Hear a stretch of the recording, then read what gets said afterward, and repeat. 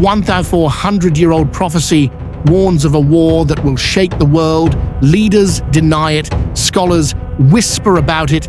Millions fear it's already begun. This is Ghazwa Hind, the battle foretold to erupt between India and Pakistan. But what if the clues are hidden in plain sight? What if the next move decides everything?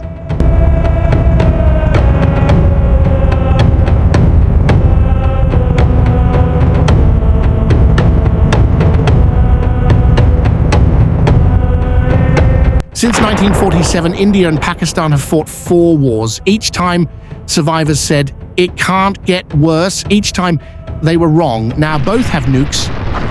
Both have armies larger than most nations, and both have factions that see war as inevitable. But is this prophecy shaping history or just reflecting it?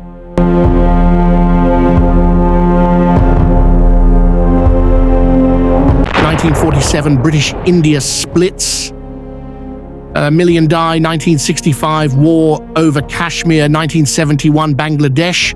Born in blood. 1999, Kargil. Every decade, the violence gets deadlier. Now, imagine a war where both sides think God's on their side. Pakistan's former Prime Minister called Kashmir an unfinished agenda of partition. India's leaders vow a final solution. Are they quoting the prophecy or creating it? Pakistan owes China $30 billion. India buys weapons from America. Saudi Arabia funds Pakistani mosques. Iran backs anti-India militants. If India and Pakistan clash, these allies can't stay neutral. And when the world's top oil producers and superpowers take sides, this isn't a regional war, it's a global trapdoor. Footage of UN diplomats arguing. News headline, US fleet moves to Indian Ocean. The prophecy never mentions nukes, but it does mention a river of fire.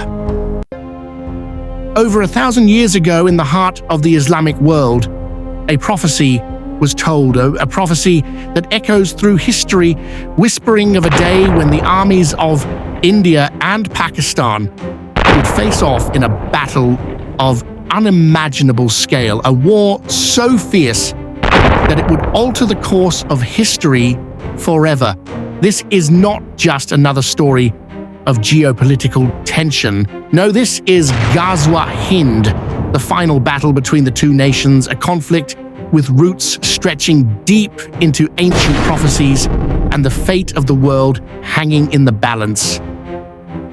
But what exactly does this prophecy entail?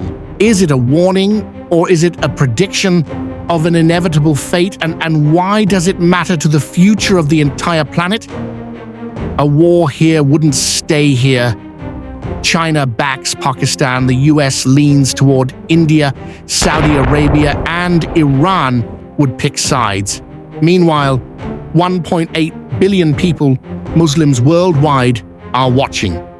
If leaders frame this war as Ghazwa Hind, it becomes a religious duty. Recruitment soars, borders burn, and suddenly it's not just a war, it's a holy war. Rapid cuts of intense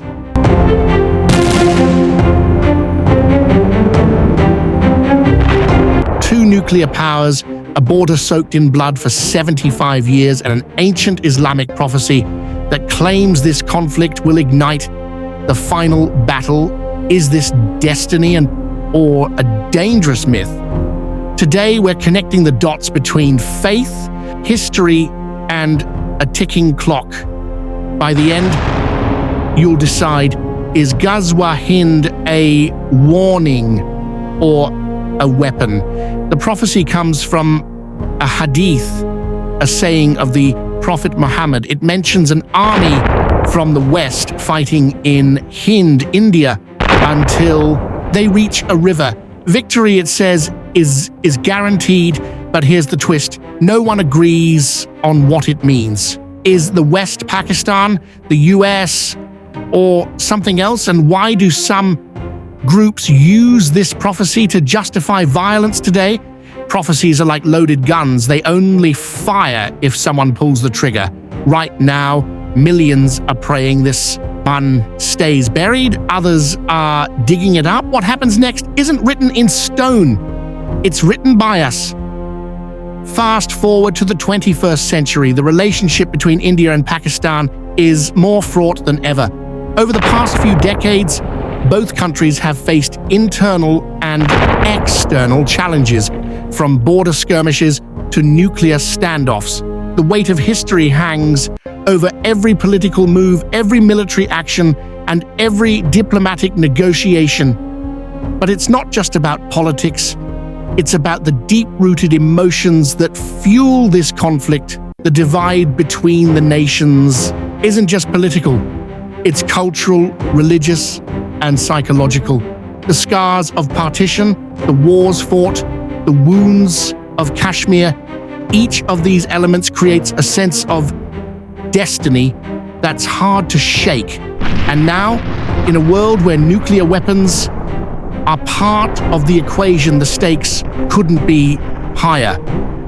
This isn't just about who controls what land or who has more military might.